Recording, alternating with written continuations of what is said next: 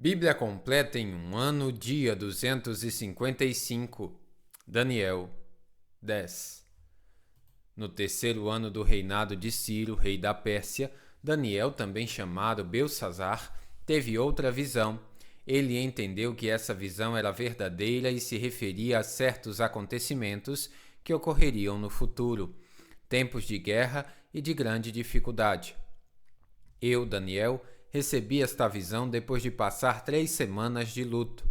Durante todo esse tempo, não havia comido nada saboroso, não tinha provado nenhuma carne e nenhum vinho, e não tinha usado nenhuma loção perfumada até passarem as 3 semanas. Em 23 de abril daquele ano, estava em pé próximo ao grande rio Tigre. Levantei os olhos e vi um homem vestido com roupas de linho e um cinto de ouro puro. Seu corpo era semelhante a uma pedra preciosa, seu rosto faiscava como relâmpago e seus olhos eram como tochas acesas. Seus braços e seus pés brilhavam como bronze polido e sua voz era como o som de uma grande multidão. Somente eu, Daniel, tive esta visão. Os homens que estavam comigo não viram coisa alguma. De repente, porém, eles se encheram de terror e correram para se esconder. Assim, fiquei ali sozinho e tive essa visão extraordinária. Perdi as forças, fiquei muito pálido e quase desfaleci. Então, ouvi o homem falar e, ao som de sua voz, perdi os sentidos e fiquei ali estendido com o rosto no chão. Neste instante, a mão de alguém me tocou e me pôs, ainda trêmulo, sobre minhas mãos e meus joelhos. E o homem me disse: Daniel, você é muito precioso para Deus. Por isso, ouça com atenção o que tenho a lhe dizer. Levante-se, pois fui enviado a você. Quando ele me disse isso, me levantei ainda tremendo. Em seguida ele disse: Não tenha medo, Daniel, pois desde o primeiro dia em que você começou a orar por entendimento e a se humilhar diante de seu Deus, seu pedido foi ouvido. Eu vim em resposta à sua oração. Por 21 dias, porém, o príncipe do reino da Pérsia me impediu. Então Miguel, um dos príncipes mais importantes, veio me ajudar, e eu o deixei ali com os reis da Pérsia. Agora estou aqui para explicar o que acontecerá com seu povo no futuro, pois essa visão se refere a um tempo que ainda está por vir. Enquanto ele falava comigo, eu olhava para o chão, sem conseguir dizer uma única palavra. Então, aquele que se parecia com um homem tocou meus lábios, e eu abri a boca e comecei a falar. Disse aquele que estava diante de mim: Meu senhor, estou angustiado por causa da visão que tive e me sinto fraco. Como é possível alguém como eu, seu servo, falar com o meu senhor? Minhas forças se foram e mal consigo respirar. Então, aquele que se parecia com um homem tocou em mim novamente e senti minhas forças voltarem. Não tenha medo, ele disse, pois você é muito precioso para Deus. Que a paz esteja com você. Tenha ânimo, seja forte. Enquanto ele falava, logo me senti mais forte e disse: Fale, meu senhor, pois me fortaleceu. Então ele disse: Você sabe por que eu vim? Em breve terei de voltar para lutar com um príncipe do reino da Pérsia, e depois disso virá o príncipe do reino da Grécia. Mas agora lhe direi o que está escrito no livro da verdade. Ninguém me ajuda na luta contra esses príncipes, exceto Miguel, o príncipe de vocês. Daniel 11. Tenho acompanhado Miguel para apoiá-lo e fortalecê-lo desde o primeiro ano do reinado de Dário, o Medo. Agora, portanto, eu lhe revelarei a verdade. Outros 3 reis reinarão e serão sucedidos pelo 4º rei, muito mais rico que os outros. Ele usará sua riqueza para instigar todos a lutarem contra o reino da Grécia. Então surgirá um rei poderoso que governará com grande autoridade e realizará tudo o que desejar fazer. Mas, no auge de seu poder, seu reino será quebrado e dividido em 4 partes. Não será governado pelos descendentes do rei, e o reino não terá a mesma autoridade de antes, pois seu império será arrancado fora e entregue a outros. O reino do sul se tornará poderoso, mas um de seus oficiais se tornará ainda mais poderoso e governará seu reino com grande força. Alguns anos depois será formada uma aliança entre o rei do norte e o rei do sul. A filha do rei do sul se casará com o rei do norte para garantir a aliança, mas tanto ela como seu pai perderão a influência sobre ele. Ela será abandonada junto com aqueles que a apoiam. Mas quando um de seus parentes se tornar o rei do sul, ele reunirá um exército, entrará na fortaleza do rei do norte e o derrotará. Quando ele voltar ao Egito, levará os ídolos deles e também objetos valiosos de ouro e prata. Por alguns anos, deixará o rei do norte em paz. Mais tarde, o rei do norte invadirá o reino do sul, mas logo voltará para sua terra. Os filhos do rei do norte, porém, reunirão um exército poderoso que avançará como uma inundação e levará a batalha até a fortaleza do inimigo. Enfurecido, o rei do sul sairá para lutar contra o grande exército reunido pelo rei do norte e o derrotará. Depois que o exército inimigo for vencido, o rei do sul se tornará orgulhoso e executará milhares de inimigos. Sua vitória, porém, não durará muito tempo.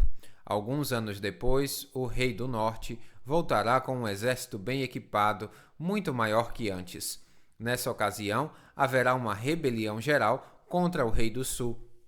Homens violentos de seu povo, Daniel, se juntarão a eles em cumprimento desta visão, mas serão derrotados. Então o rei do norte virá e cercará uma cidade fortificada e a conquistará. Nem as melhores tropas do sul conseguirão resistir a esse ataque. O rei do norte continuará a avançar sem oposição. Ninguém será capaz de resistir-lhe. Ele se deterá na terra gloriosa, decidido a destruí-la. Fará planos de vir com a força de todo o seu reino e formará uma aliança com o rei do sul. Dará sua filha em casamento a fim de derrubar o reino, mas seu plano falhará. Depois disso, voltará sua atenção para o litoral e conquistará muitas cidades. No entanto, um comandante de outra terra acabará com sua insolência e o fará retirar-se envergonhado. Ele se refugiará em sua própria fortaleza, mas tropeçará e nunca mais será visto. Seu sucessor enviará um cobrador de impostos para manter o esplendor real. Depois de um breve reinado, porém, ele morrerá, mas não como resultado de ira nem na batalha. O próximo ao subir ao poder será um homem desprezível que não faz parte da linhagem real. Ele se infiltrará quando menos se espera e assumirá o controle do reino por meio de intrigas. Diante dele, grandes exércitos serão arrasados, incluindo um príncipe da aliança. Com promessas enganosas, fará várias alianças. Apesar de ter apenas um punhado de seguidores, ele se tornará forte. Sem aviso, entrará nas regiões mais ricas da terra e distribuirá entre seus seguidores o despojo e os bens dos ricos, coisa que seus antecessores nunca fizeram. Fará planos para conquistar fortalezas, mas isso durará pouco tempo. Então, juntará coragem e reunirá um grande exército contra o rei do sul. Este sairá para a batalha, mas de nada adiantará, pois haverá conspirações contra ele. Sua derrota será causada por gente de sua própria confiança. Seu exército será arrasado e muitos serão mortos. Decididos a fazer o mal, esses reis tentarão enganar um ao outro enquanto estiverem à mesa de negociações, mas isso não fará diferença alguma, pois o fim chegará no tempo determinado. O rei do norte voltará para casa com muitas riquezas. No caminho, ele se colocará contra o povo da Santa Aliança e fará grandes estragos antes de seguir viagem. Então, no tempo determinado, ele voltará a invadir o sul, mas dessa vez o reinado será diferente. Ele se assustará com os navios de guerra do litoral oeste e voltará para casa. Então descarregará sua ira sobre o povo da Santa Aliança e recompensará os que abandonarem a aliança. Seu exército tomará a fortaleza do templo, contaminará o santuário, acabará com os sacrifícios diários e colocará ali uma terrível profanação. Ele usará de adulação e conquistará os que violarem a aliança, mas aqueles que conhecem seu Deus serão fortes e resistirão. Líderes sábios instruirão a muitos, mas esses mestres morrerão pela espada e pelo fogo, ou serão capturados e saqueados. Durante essas perseguições receberão pouca ajuda, e muitos que se juntarem a eles não serão sinceros. Alguns dos sábios serão vítimas de perseguição e desse modo serão refinados, purificados e limpos até o tempo do fim, pois o tempo determinado ainda está por vir. O rei fará o que bem entender, se exaltará, afirmará ser maior que todos os deuses e chegará a blasfemar contra o Deus dos deuses. Terá êxito, mas apenas até que se complete o tempo da ira, pois aquilo que foi determinado certamente acontecerá. Ele não respeitará os deuses de seus antepassados, nem o Deus preferido das mulheres, nem Deus algum, pois dirá que é maior que todos eles. Em lugar deles, adorará o Deus da fortaleza, um Deus que seus antepassados não conheceram, e lhe dará honras com ouro, prata, pedras preciosas e presentes caros. Dizendo contar com a ajuda desse Deus estrangeiro, atacará as fortalezas mais poderosas, honrará os que se sujeitarem a ele e nomeará para os cargos de autoridade, e dividirá a terra entre eles como recompensa. Então, no tempo do fim, o rei do sul lutará contra o rei do norte. O rei do norte atacará com carros de guerra e seus condutores e com muitos navios. Invadirá várias terras e arrasará como uma inundação. Entrará na terra gloriosa e muitas nações cairão, mas Moabe, Edom e a maior parte de Amon escaparão. Ele conquistará muitos países e nem mesmo o Egito escapará. Tomará para si o ouro, a prata e os tesouros do Egito, e os líbios e os etíopes serão seus servos. Mas então chegarão notícias do leste e do norte que o deixarão alarmado, e ele partirá enfurecido para destruir e aniquilar muitos. Armará suas tendas entre o Monte Santo e Glorioso e o mar. Enquanto estiver lá, porém, chegará a seu fim e ninguém o ajudará. Daniel 12. Nessa época, Miguel, o grande príncipe que guarda seu povo, se levantará. Haverá um tempo de angústia como nunca houve desde que as nações vieram a existir. Nesse tempo, porém, todos de seu povo que tiverem o nome escrito no livro serão salvos.